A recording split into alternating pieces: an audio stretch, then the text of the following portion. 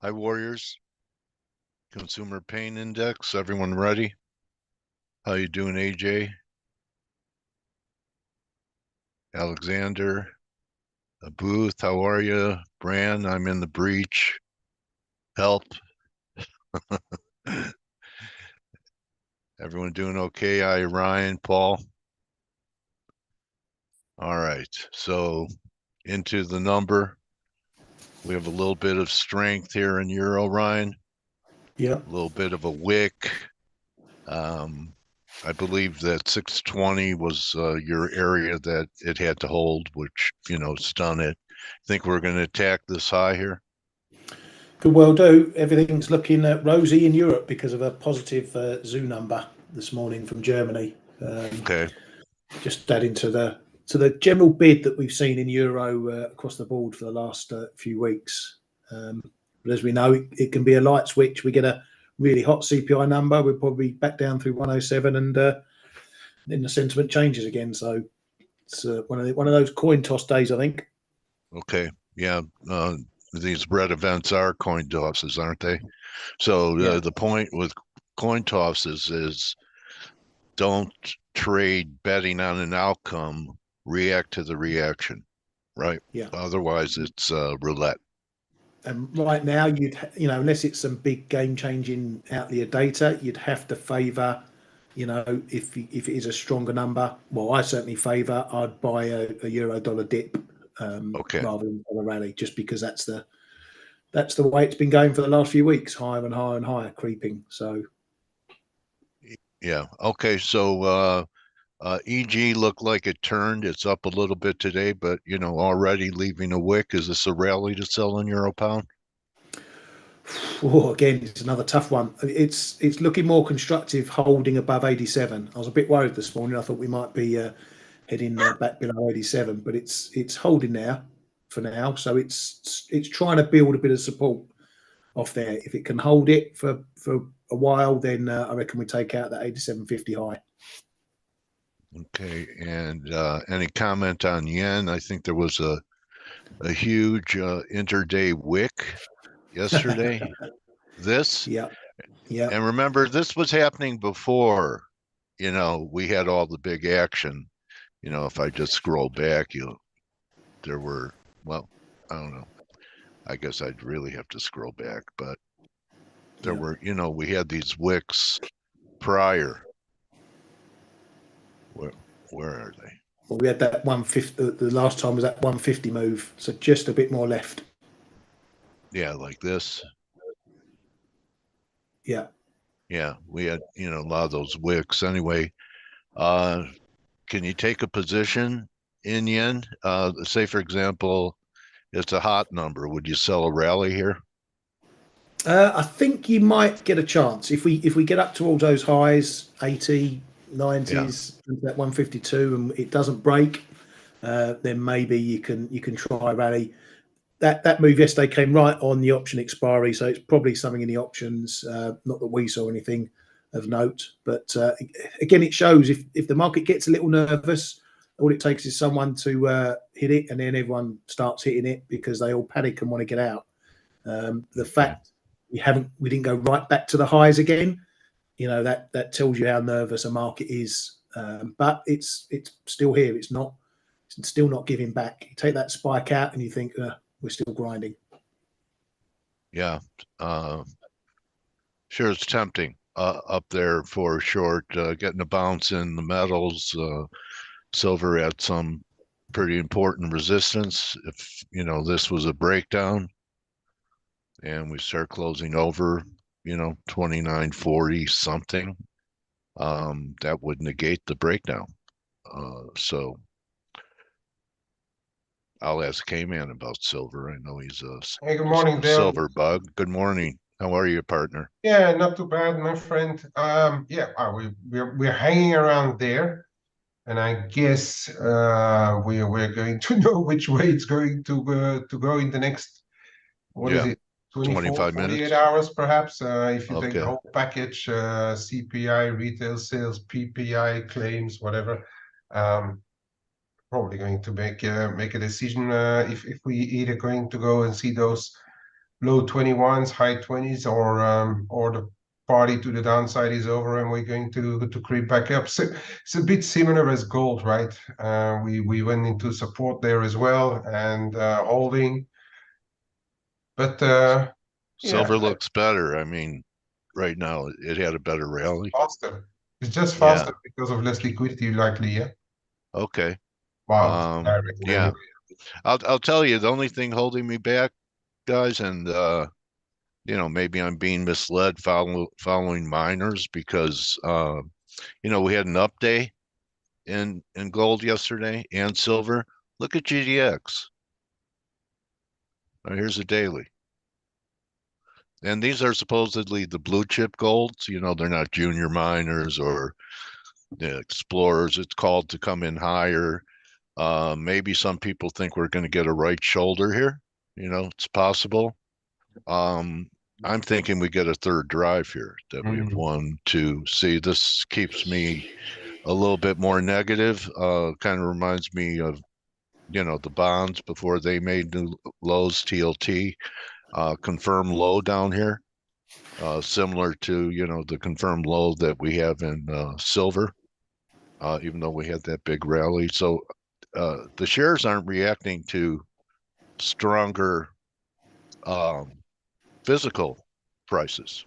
Mm. So anyway, that's I try and find a good looking chart, and here's Newmont. It made new lows. I think 52-week lows. So maybe there's just something wrong with the Are miners. different people trading different instruments? Don't forget that in this gold market, there's a lot of central bank stuff going on as well, and they are not really going to trade the miners, are they? Oh no, they don't buy the miners. Those So those miners are reflecting what we're seeing in commodity currencies at the moment, though. All okay, commodity currencies interesting. are weaker at the moment. You look at CAD, you look at Aussie, Kiwi. Yeah. You know, So when we broke out here last week, I said, I still think that we could get a test of 62, and yeah. that's looking more likely. Maybe the metals bottom with Aussie being a commodity currency. So we'll see about that. But to me, this is going to be a back up the truck kind of moment at 62. I've been talking 62 there as long as I've been talking 102 in euro. So looks like Aussie could get to 62 before euro gets to 102. I Yeah, I hope mean, so. even if it's going to. What's that? I hope so. Yeah, I don't want to say you're at 102. Thank you very much. I know. We've I got a know. deal, Dale. I thought we had a deal. I What's get that? 109 and you get 102. Oh, okay. So we go to 109 first. That's fine. That You could we'll both short it. I could wait. I could wait. So yields, everything hanging on this. Do you think here's 10-year yields starting off a couple bips lower? Hot number, it would kind of look like a sell to me if we had a hot number, maybe up here around 480. Buy the dip. Here's TLT. 480 would I make a really nice right shoulder, wouldn't it? Yeah. Hello. Hi, Yeah, Stell. How are you? I'm very Yeah, good. same here. I mean, I wouldn't be short bonds now. This is just the first wave. I mean, when you think about the bonds, really, guys, I mean, just a correction. Here's the monthly. Here's when we were at Civil War rates, not the one of 2020, but 1860. And, this is at least a second drive. It didn't confirm like last October, even on the monthly, but I didn't do any fib work. But from 170 to call it 80 is 90 handles, right? Why can't we rally 38% back, which would be here, up here, 116, 120, unless we're just going to rally and fail again for a 3. But I just wouldn't be short bonds. I'd be buying dips. We might have a reversal month if we have half a month left if we close over 88.11, and we're right there now. So that would be a 2-month reversal if by the end of the month we're over 88.11. Okay, so any view on what to do with yields? Still, as observations, what I, thought, something that could happen here. Yeah, Forget well, the monthly. yields, if you remember a few weeks ago, I said I think we're pretty much or near a top in yields, and we've been grinding lower. I really thought we'd get a right shoulder, or maybe we can still get it, right, for in the 10-year US around 480. We got to 470 yesterday. The thing to remember, though, is that market's quite short, so CTAs have been very short, bonds and equities as well. And those, these are very big accounts, and they take a long time to reverse. And they have certain rules where, if it gets to that level, we take off X position. If it gets to that level, we get to Y position, etc. And they are slowly starting to unwind shorts. They have been short for a while. They've done very well.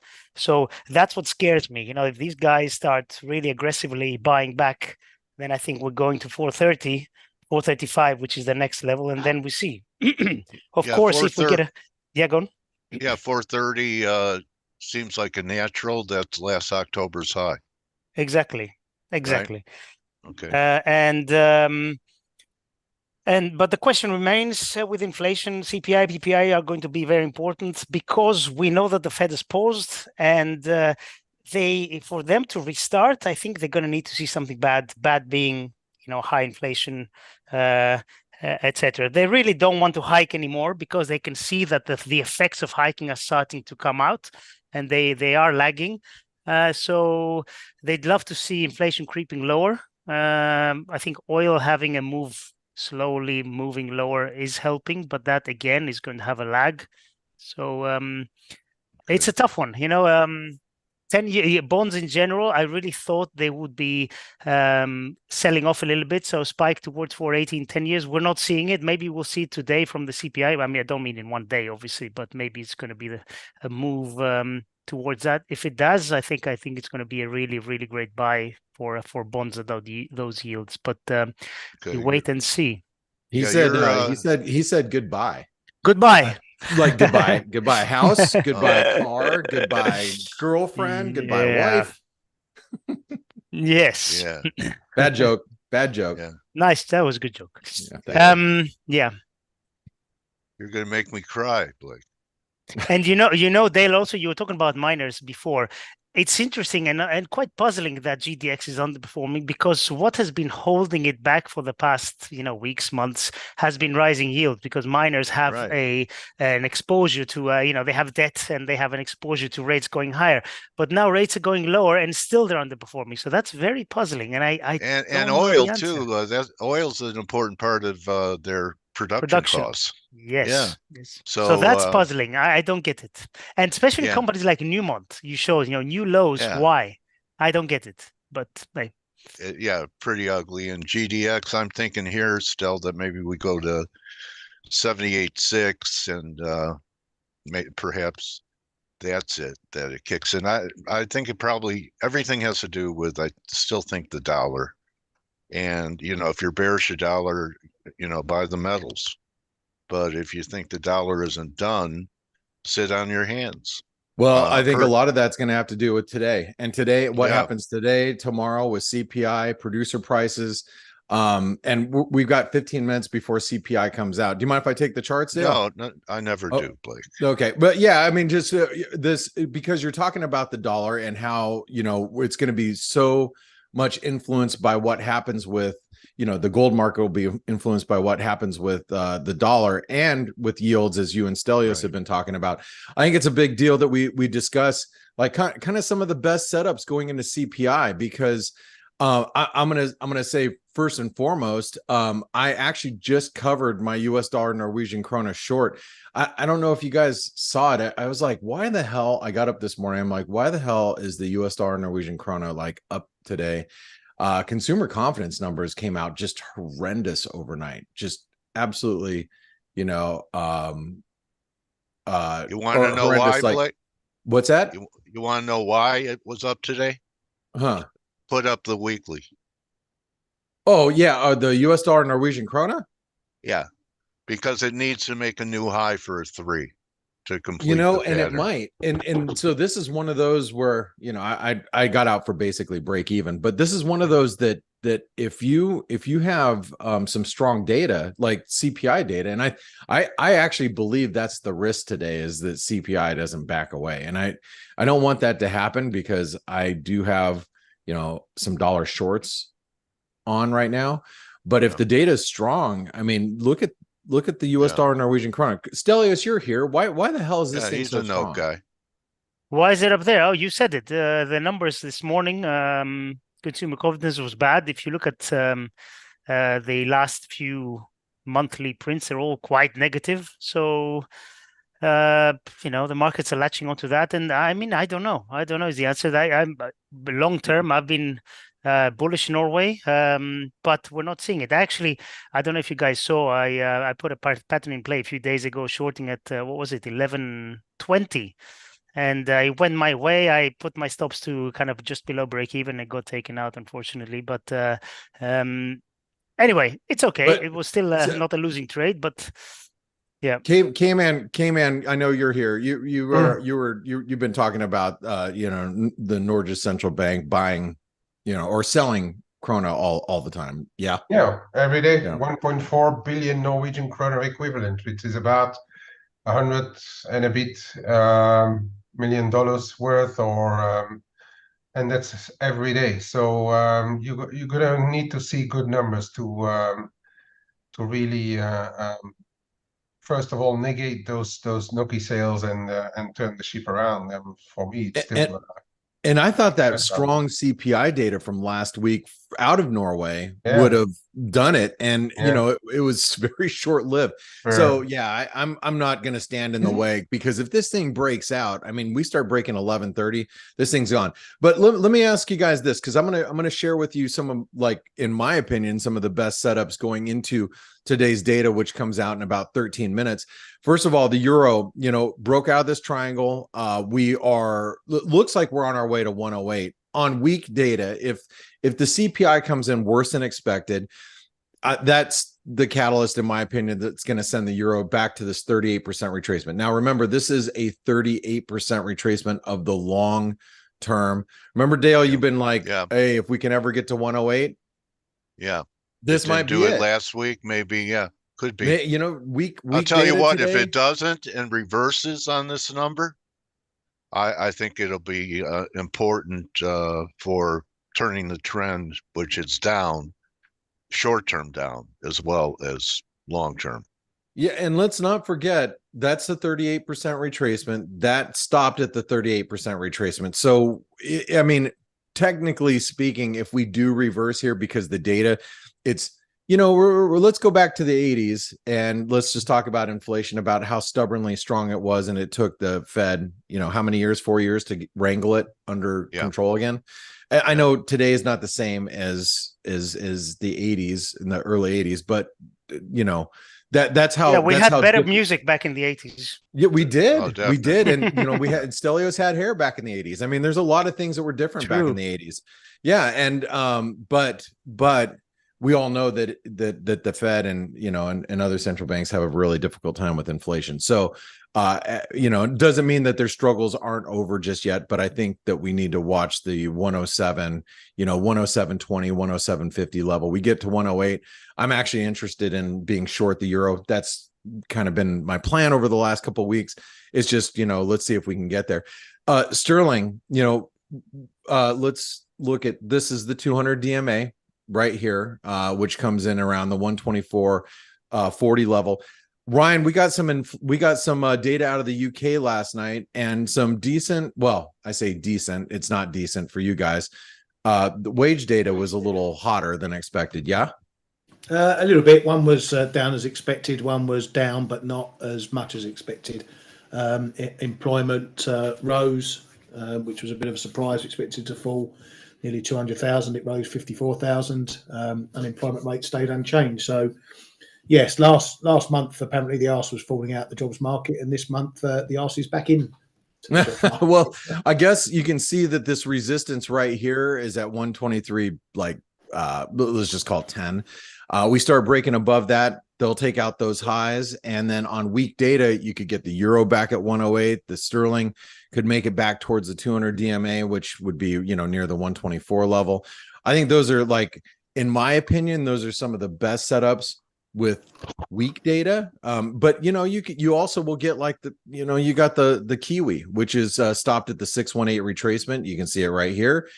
We could argue that this is a, here, let me grab the daily chart really quick. We could argue that this is a long-term head and shoulder pattern developing, like if you really want to go down that road, if we can hold this level. But again, this is all predicated on weak data.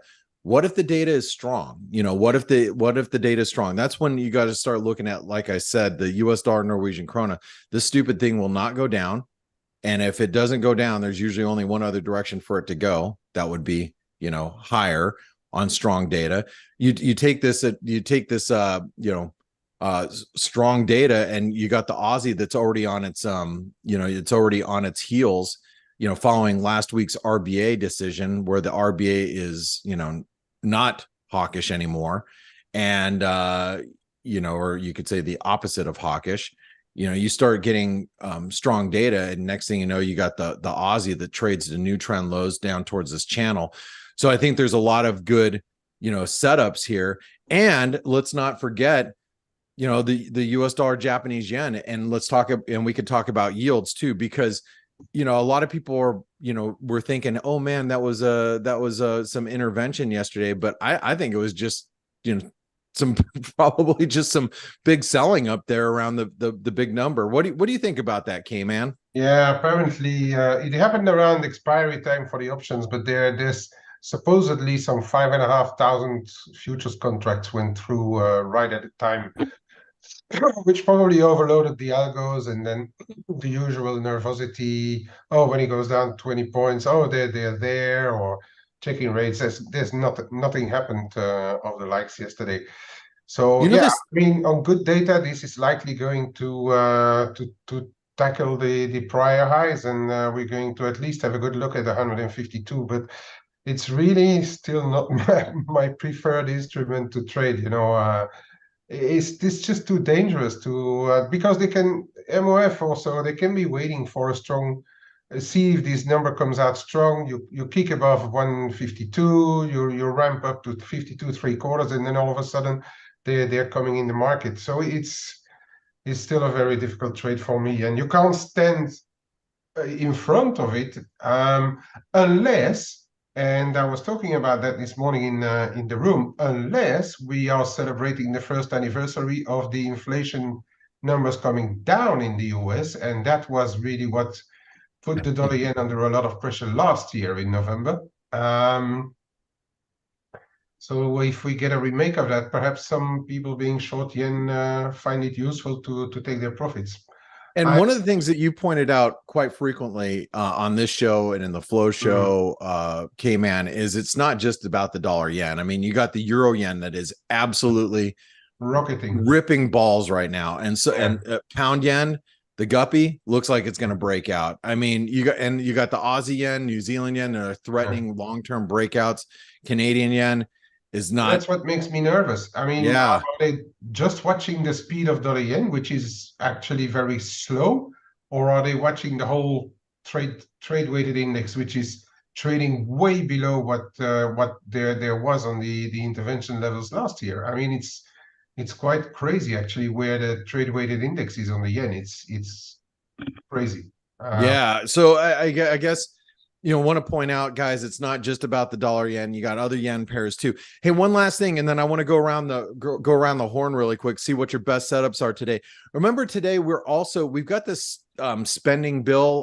The new Speaker of the House. He's trying to push this, like, I think it's like and I haven't done a lot of reading on this. It's like a 2-part spending bill, but it goes up for a House vote today, and I think he skirted a few different rules where he's got to get some of the voting procedures are going to be a little bit different, but most people believe it's going to pass the House, or it has a good chance at passing the House today. Dead on arrival in Senate.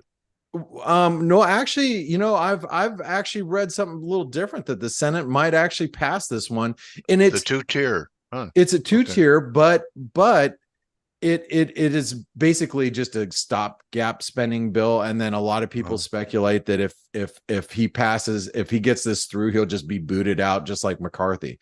So I don't know, but it's one of those, like, in the background. Don't think it's just about CPI. Don't walk away today going, okay, CPI was weak.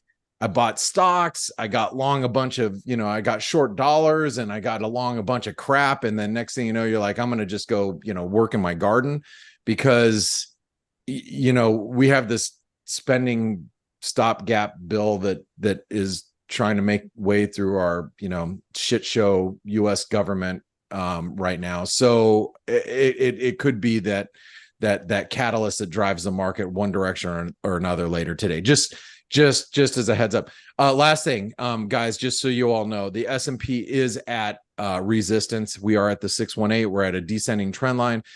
We were expecting a move past the 4,400 to the 618. We're here. Now the question is, do we stop and reverse, or do we go past it? And I think it has more to do with what happens with CPI and PPI today. Okay, so with that being said, Dale, what's hot on your radar right now? I still am bullish a dollar, so I'm going to do the opposite of Ryan. So I'm looking to buy a dip in the dollar. Okay, and hey, look, there's a flag pattern still developing. Yeah. So yeah, looks. I mean, as long as we stay above this, right, and wrong under that low that we put in last week. Something like that, right around that purple line. Yeah. Gotcha. Okay, cool. Ryan, speaking of Ryan, what are you looking at today? Excuse me. The opposite of Dale. Long euro still. Yeah. I'm just going to watch the ranges. We've got dollar yen up the top there at 152. It's proven a level. If we can't crack that on strong data, then I might think about a little short. Euro dollar, I fancy a dip. It'll just be a scalp if need be. But where it dips to is anyone guess at the moment, maybe 106.80-ish. Cable, we're playing the big figures in that one, 122, 123, 124, 121. So I'm going to maybe look at that for a bit of big figure tennis if the number's big enough. I like your red line there, Blake, for cable. And I like that Ryan just said big figure tennis. Big figure tennis. And keep an eye on, I like it. Keep an eye on gold. There's one of these days you guys are gonna get with the program and start playing pickleball out there. Kman, what's hot on your radar today as I get set up? And by the way, Grega's here, and Grega, you can chime in after Kman. But what's on your radar, K? Yeah, for me, strong data. I might sell Kiwi again. I may try to pick up perhaps some dollar Swiss because we are at a very important level. Very weak data. I think the S&P flies through the resistances and have a look at 45 perhaps.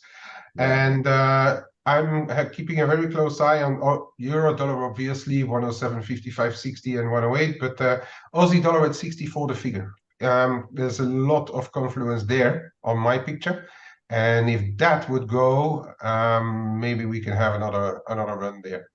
Awesome. Hey, and I just saw that Grega's here. So Grega, good morning. And any last minute thoughts before the data, if your mic is live? Strong data, I will be looking for cable to resume lower. On lower inflation data, I will be looking for dollar Mexican peso to resume down. But I was going to say that 50 DMA, 200 DMA, both converging where we are in the USD MXN. And silver is also very interesting, good to fight inflation. Even if inflation comes down, silver can find some buyers as dollar will be sold. So. All right. Well, sorry, Greg, I just noticed that you were here. That's why I didn't bring you live earlier. But let's say we got the S&P right here on. Let me put it on a 15-minute chart. You can see it right in the middle here. We got 10-year yields right off to the right here. And then to the left, we are going to put it on the euro just because it seems like everybody's looking at the euro this morning. So see how it reacts, if we can, breach that 108 level or, get back below 107 following the data. And I'm going to go over to ForexAnalytix, pull up our data flash, and we have, oh, the data should be out. Shit. What do we got? Cool. Look at the euro ripping. Oh, they're 0.1 lower. Yeah, a 0.1 bit lower, a bit lower. Whoa, whoa, whoa. Let's see if the euro can get to 108. We might get to 108 today, boys and girls and ladies and gentlemen. Wow, wow, wow, wow. I should have stayed short the US dollar Norwegian krona. That's okay. I've got other dollar shorts. I'm good. Holy cow. Wow. Man, look at the dollar getting creamed here. What do you guys think? Everybody's gone like crickets quiet. Everybody's trading. I bought the break on the Aussie. Let's see. Oh, nice. Look at that. I must say the S&P, if you're short, the pain trade S&P is higher. Yeah. Watch 44, 50, 60, guys. If that goes, it's 45 in a flash, I reckon. Pain trade is higher. That's all I have to say there. Wow. I mean, look, you know, you get you got stocks grinding higher. People are FOMOing it. Why? Because they're probably not very exposed right now. I mean, the fact of the matter is you probably don't have enough longs on because of what happened in Israel and and Ukraine and all the wall of worry that you're climbing. And now the market's taken off without you, and we're going into the end of the year, and you're just kind of screwed. You know, you're stuck chasing, right? I mean, that's the facts. So, Dale, do you have an interview today? No. Okay, great. What's her name? Yeah. Not great, but you know, that means I can get follow-up thoughts from whoever's here. So let's I know Ryan and Kman, you guys have been with us since like the Flow Show. And by the way, if you guys don't listen to the Flow Show, you should be listening to the Flow Show every morning with these two gentlemen. Last minute thoughts before I let you go. Ryan? Yeah, keep an eye on that euro dollar. We got the two weekly moving averages, the 100 and the 55. The 55 I'm most interested in. That's at 107.34. If we close the week above there, we open the next week above it, it's going to look very bullish. Yeah, I mean, look, here's the 200 DMA coming right into view. All right, just as we silver metals flying too. Metals are flying. That is correct. So Kman, what do you think before I let you go? Yeah, we're coming into in important level on that euro dollar 108, I think, and then other dollars are really trying to break, like the Aussie. Kiwi is breaking back up, but risk is doing very well. If you look at stuff like I've got a little Aussie cat that's really flying as well. Yeah, it's still risk on somewhere, and that's it. US 10s, watch the close here. 450, 447 on the US 10s. That's going to be important. Then the twos as well are breaking now again below 493.95, and you could be in for a little bit of a setback there too. Awesome, very good. Hey, Grega, if you're here and you want to take the charts to show us some live stuff, look at this head and shoulder pattern on the 5-year yield. You're more than welcome to. It's up to you. Yeah. Okay. Yeah. Well, let's do it. Since Dale doesn't have an interview, let's bring you on as the interview. Okay. Can you see the screen? I can. Yeah. Dale, can you see it? You Yep. can. Right, cool. Okay, so we discussed on Friday about silver, and I think that now at the start of the week, we have seen a pretty nice response here from the 61.8%. I believe that we can be completing here the right shoulder. So I'm looking higher on silver, specifically now in Elliott wave terms. That was a clear impulse. It was a very strong move in a very short period of time. And this decline, this pullback, has been very overlapping. So you can clearly see that the structures are completely different, okay?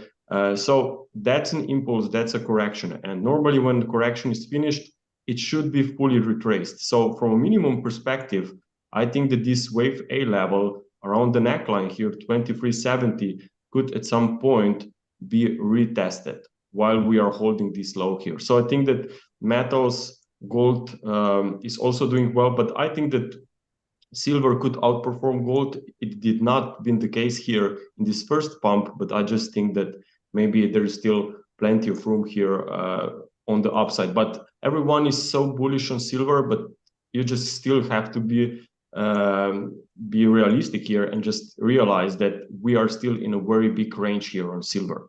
So I just think that maybe we could see 24, maybe slightly higher, 24.50, but then potentially we could just still keep sideways here for a few more months.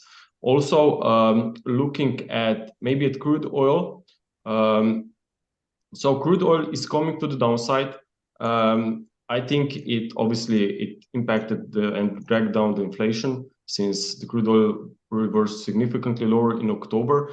I think that we are in a third wave of decline. So there can be some price stabilization around 61.8% that will come in around $74. So after final leg to the downside that could unfold maybe by the end of the week, I would again be looking for price stabilization here on crude oil. Not really sure how far then we can bounce here, but if there would be any kind of a very strong impulse, I would start looking back higher here on crude oil, even back towards 85, if not even more.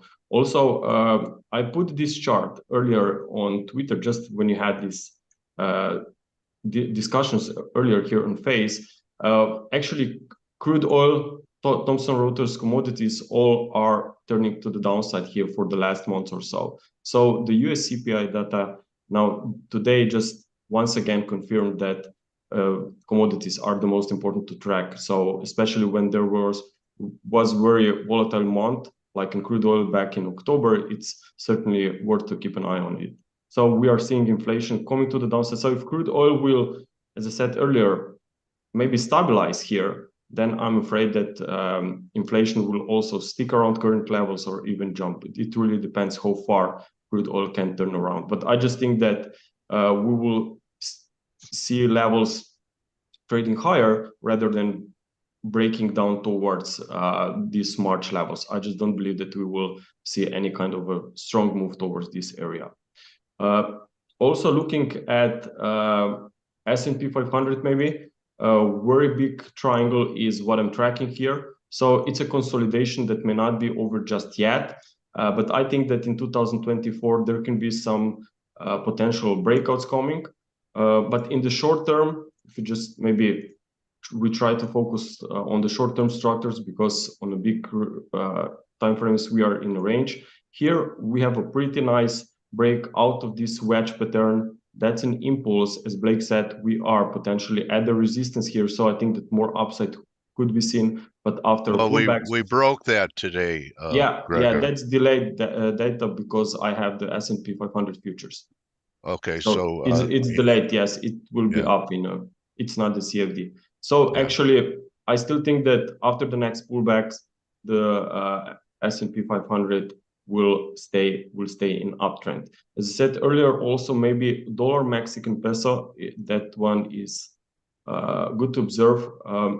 We have seen a pretty nice breakdown week back or so below this trendline support after we felt here up at this trendline resistance. So I think that we are now headed even lower, especially after the fact that Mexican peso is still doing well despite crude oil being turning to the downside. And now when we got this inflation data, Mexican peso just trying to accelerate. So I think that this weakness could potentially resume, and I would be looking for at some point for market even to take these levels out here from July. So if anything else, let me just maybe pound Aussie. I can take a look on this one. I mean, the pound looks really, really healthy against some of these. Yeah, that's why I want to take a look at it. But I mean, here, I'm looking at this potential head and shoulders top formation here. So I think that 195, 194 is a very important key resistance. I'm not really sure if pound could hold this trend. I mean, that maybe if the pound is today very strong just because of the US CPI data, then we know that this cycle can easily change when we get the UK data. So I think that there is still a very good chance that pound Aussie will potentially find some resistance and new sellers around 195, 194. I really like commodity currencies in general now when we are in a risk on mode. I know that Aussie and some of them are not following to the upside with the same magnitude, obviously, but I still think that if this risk on will resume, that at some point commodity currencies will bounce back. Awesome. Well, Grega, you know, just to remind everybody here, do you mind if I take the charts back over? Are you finished? Yep. Okay. I just want to remind everybody that that Grega, you know, he updates his charts every day here in Elliott Wave on the tab here for all the different pairs that he's discussing and our 30 different instruments that we have here. So, Grega, really appreciate your updates. By the way, I've just been scaling out of all my dollar shorts. I was positioned for this, so I'm ready. And one last thing I want to say is the euro is nearing the 108 level. And Dale, we've been talking about 108 for a long time, buddy. I'm selling it. You're selling it. Yeah, you're selling it around 108. I'm with you, man. I think that you know, we can see a little bit higher levels this morning, but I think you got to take advantage of this move when it's here. Don't forget, guys, and I'm gonna you know, leave it with you, Dale, after this. We do have, you know, like a spending bill trying to make its way through, you know, legislation today, and it's, you know, it could influence what we're seeing here, but you know, overarching thing right now is everybody's reacting to inflation coming down. And that's obviously got, you know, stocks. Oh, we almost hit 4,500. We're getting close. We thought we would hit it. Yeah, I think I don't think that's undoable. Those CTAs that were short, I'd hate to have to bring a P&L to my boss being short S&Ps all the way up and selling more. I think that's what they did. Yeah. Yeah, I mean, seriously, like that's the pain trade, Dale. It's pain. It's painful, right? And you're just like, shit, you know. And then you got, here we are going into the end of the year, and you've got all of your, you know, people looking at their asset managers and their portfolios and saying, why A, why are you down? And B, why are you underinvested? You know, I'd like to, you know, put in a, you know, everybody's going to start, you're going to get redemptions if that's the case. So, you know, it's going to be a scary time for, what's that? Tough business. It is a tough business, but hey, I want to say thanks everybody for being here. Hope you enjoyed today's show. Remember, we'll be here tomorrow for PPI, because PPI is going to be just the follow-up to what we saw today. So Dale, I want to thank you for guiding us as always. Thank you, Blake. Grega, thanks for dropping in. Absolutely. 100%, Grega. Thanks. Thank you, Kman. Actually, you know, before I go, really the weakness is Aussie. So it's probably a better sale than Euro making new highs for the rally. Anyway, guys, don't just count your pips, count your blessings. I'll see you later. Just trying to get my bearings, just like you. And see you guys tomorrow. Have a great day, everyone.